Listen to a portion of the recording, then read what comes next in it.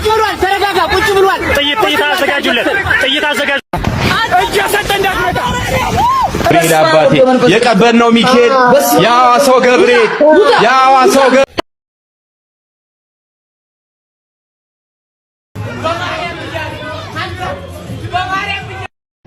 ወዴት መሄዷ ነው? ወዴት መጓዟ ነው?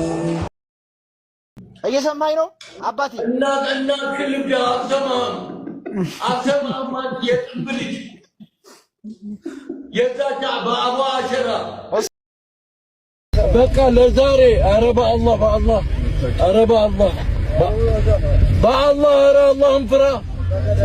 መጨረሻ ለማይሆን ካለ የራስ ያድናቂ